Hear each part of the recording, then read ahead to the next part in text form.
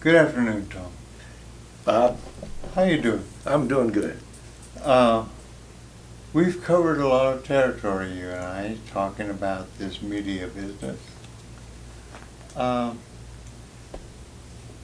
We've been talking for a month about media, communication, and what's truth, and how do we filter through all the crap we get in the media Isn't that the question? and find out what's real and what's hype. Mm-hmm. In my thinking about this, the idea of professional ad people, right? Promoters for businesses or a product. They have their education in psychology, not in communications, most of them. At least the ad people I know.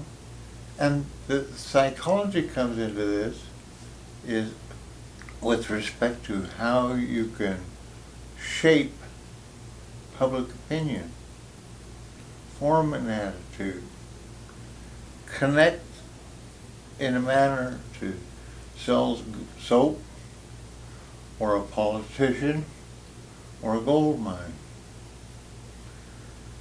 As a professional, how do you cut through all the garbage Hmm. and get to the essence? Huh. Well, I think I think you have to assume that everybody has an agenda. You go out in the street and just do man on the street interviews, just saying, what do you think about the weather? What do you think about the Butterfly Festival? What do you think about the new paint job? Everybody's got an agenda, and everybody wants to promote it. Now, you're right that some people apply money and professional skills to promoting their agenda. But I think in this country, we accept that that's the case. I mean, people are allowed to present their arguments and present their case and push it as hard as they can. The real question is, how do civilians, how do you and I, how do we say, well, how do we give credit to people who deserve credence? How do we believe the people we should, and how do we start gauging the people that maybe shouldn't be given that much credibility? And that's a good question. Unfortunately, just like this area, like if you're sick, you go to the doctor because he's a professional. If you need your property fixed up, you go to the lawyer because he's a professional. If you need your car fixed, especially if you're me, you go to the mechanic because he's good at it. He's had experience. He knows how.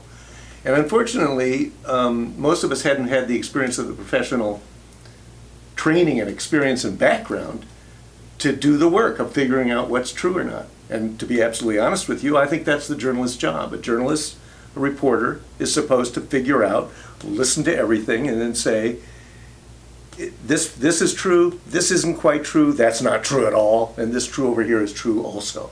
Mm-hmm. That's the job of a journalist. And maybe we shouldn't, maybe we should need more journalists, which is good for me. Should we, how do you put that into perspective of our news sources like CNN or Fox News, who essentially have their own pitch? Well, I have a rule that I would be glad to share. And that is, if you're listening, yeah, really, if you're listening to somebody who never admits they're wrong, find somebody else. Everybody makes mistakes. Everybody, as I said off the top, everybody has an agenda. Everybody has something that they believe in, and they're trying to convince you and me and the rest of us, they're trying to convince us of something. So everybody has an agenda, and if you're listening to people who have never corrected themselves, have never gone back and said, Tuesday, when I told you the earth was flat, it has come to my attention since then that isn't true. If you're listening to somebody who never admits they're wrong, and never corrects themselves, never admits, never hedges, never just sort of acknowledges that, well, there could be another way to look at it, then you're not listening to enough people, or you're listening to the wrong person. So I believe in that. I believe in corrections. Professional news organizations run corrections. Professional news organizations admit when they've done something wrong. And we should all do that, and we should be, as I say, suspicious of anybody who doesn't.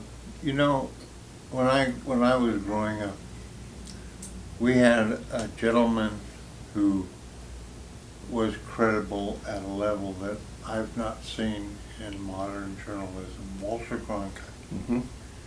When Walter Cronkite told you the story, it was believable, regardless of whether he was right or wrong. And we don't have that kind of faith in our journalists today. Well, we don't have faith in anything, Bob. We don't have faith in our churches. We don't have faith in our universities and our schools. We don't have the same, and I'm not saying this is a good thing, but the general American trust in institutions has gone down across the board. I mean, we don't trust our news organizations, but we don't trust our churches, we don't trust our politicians, we're distrustful, shall I say, of everybody. So it's not just Walter Cronkite who isn't there, and whether somebody deserves to be Walter Cronkite these days or not, I don't know. But it's not just that, it's just that as a society, as a country as a whole, we've kind of backed off believing anything, you know? Anything. We're skeptical, which is maybe a good thing, but we're skeptical about everything. Okay. So, I mean, I agree with you that it would be nice if there was a Walter Cronkite, that everybody would sit down at 6 o'clock in the evening, and then now we would all know what's going on. We don't have that anymore. Whether we ever should have or not, I don't know, but we don't have that. We don't have that. We don't have anybody we trust. We don't trust our college professors or our doctors. We don't trust science. We're skeptical about everything, which is really sad. It is. But I trust you. There's exceptions. Okay. And I trust you. That's why I talk to you all the time. Well, let me give you another thing about how to figure out what's a fact or what's true or what you could believe, or ways to gauge what we think is true or not. Here's one. Along with my first one, which is if they've never corrected, if you're talking to somebody who never admits they're wrong, get somebody else. Second thing is, I will call it as attribution. Anybody who tells you something, you should be able to understand, and they should also tell you, why do they know that? How did they learn that? Where did that come from? Attribution. Okay, Jack and Jill went up the hill. Says who? Does his mom say that? Did the police say that? Did you hear it on the internet? All of those things. If the police said it, okay, well that's probably true. If his mom said it, agenda here maybe, but okay, that's different. I heard that Jack and Jill went up the hill. On the internet, whoa, hold on. I want a second source. Can you check on that for me? Who else heard or saw Jack and Jill go up the hill? And let her know. Why did they go? Oh, fetch a pail of water. Give me a break. I want to know why. How do you know that? Attribution is everything. So this just is the thing. You can read anything you want to on the internet, and the first question should be, how do you know? And that should, in fact, in our society where there's no Walter Cronkite and we're skeptical about lots of people and lots of things, how do you know ought to be a question that we kind of think about when we get up in the morning and we apply as we go through our day. I heard this. How do you know? How do you know? How do you know? Okay. Can I tell you a story about that? It comes to mind. My friend Stan Gould, who worked for Walter Cronkite, Stan and I started off in news business at almost exactly the same time in Chicago. He started down the street from me, a wonderful guy, a terrific guy. And his first day at work at the Sydney News Bureau in Chicago, he went to work. Young reporter's got his job. He's going to be, this is exciting for him. And he comes in and his boss, who was famous for doing this, said to him, Stan, does your mother love you? And Stan said, well, yeah. And his boss said, how do you know? And Stan said, ask her.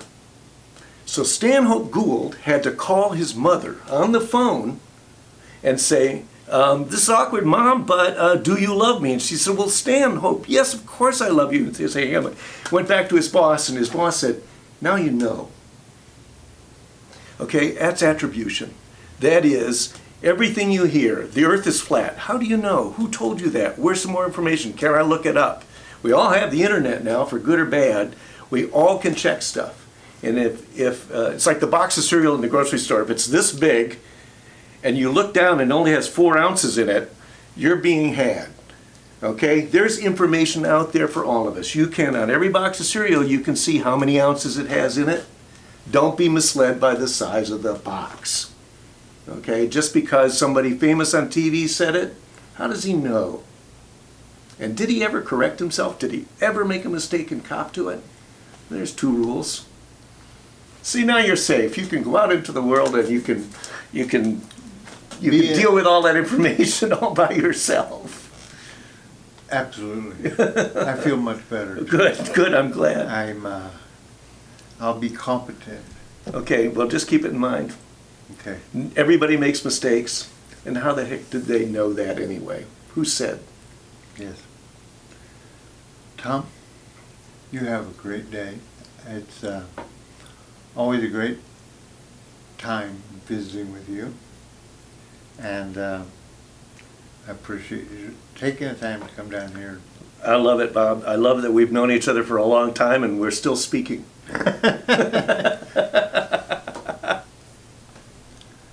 You guys have a good day, and I'll be talking to you again soon.